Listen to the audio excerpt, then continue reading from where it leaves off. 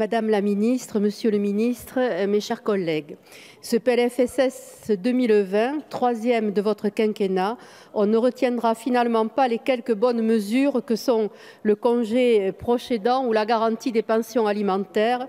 Non, ce que l'on retiendra principalement, c'est l'unanimité qu'il fait contre lui en raison de ses manquements. Tout d'abord, vous passez d'un principe de non-compensation presque systématique à une systématisation de la non-compensation en faisant le choix politique de faire porter à la sécurité sociale le poids de vos mesures d'urgence prises pour répondre à la crise sociale des Gilets jaunes. En le faisant, vous organisez le retour à un déficit à 5,5 milliards d'euros de la sécurité sociale pour l'année 2019. Je voudrais vous rappeler les mots prononcés à cette même tribune par Simone Veil le 27 juin 1994 qui défendait ce principe de non-compensation. Gardons-nous d'oublier notre bien commun qu'est la sécurité sociale. Gardons-nous de l'appréhender seulement sous l'angle de charges et de déficits. Rappelons-nous ce qu'était la société française auparavant.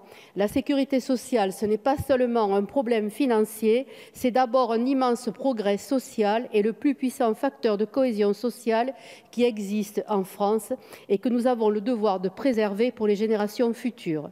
Alors que le vote en commission des affaires sociales vous avez désavoué, vous avez rétabli en séance cette non-compensation par une adoption de l'article 3 en catimini dans la nuit.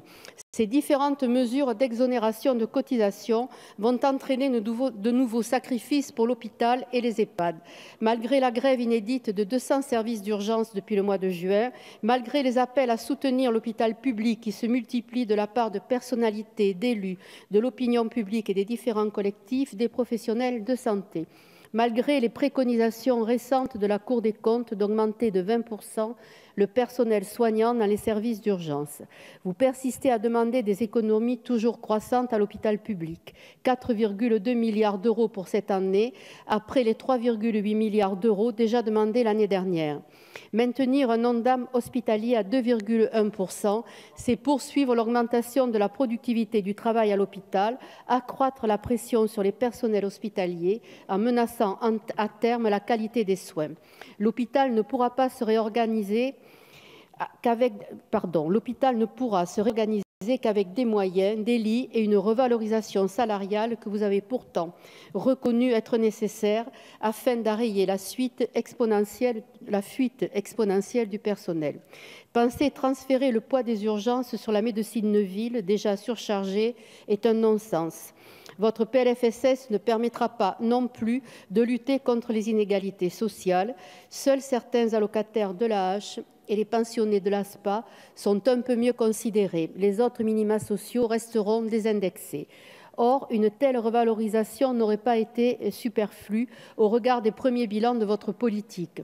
Un taux de pauvreté qui, selon l'INSEE, repart à la hausse depuis 2 ans suite aux mesures socio-fiscales que vous avez adoptées, une hausse sans précédent de 2,9% des expulsions locatives pour 2018 selon la Fondation Abbé Pierre, un nombre d'allocataires du RSA qui ne faiblit pas selon l'Observatoire des inégalités.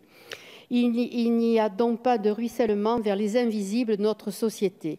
Notre groupe vous a pourtant proposé un plan hôpital, financé par un report de 2 ans du remboursement de la dette sociale, libérant 5 à 6 milliards d'euros pour financer des places à l'hôpital et dans les EHPAD.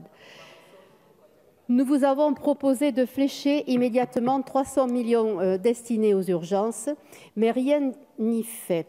Vous avez balayé toutes nos propositions.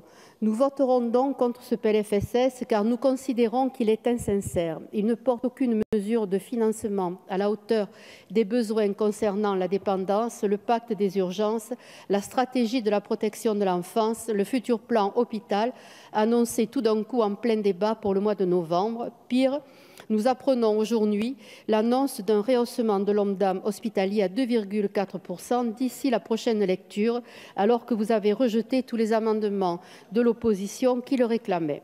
Nous voterons contre car nous refusons de dire aux personnels soignants que leur souffrance et la dégradation de leurs conditions de travail et de prise en charge des patients ne seront pas pris en considération.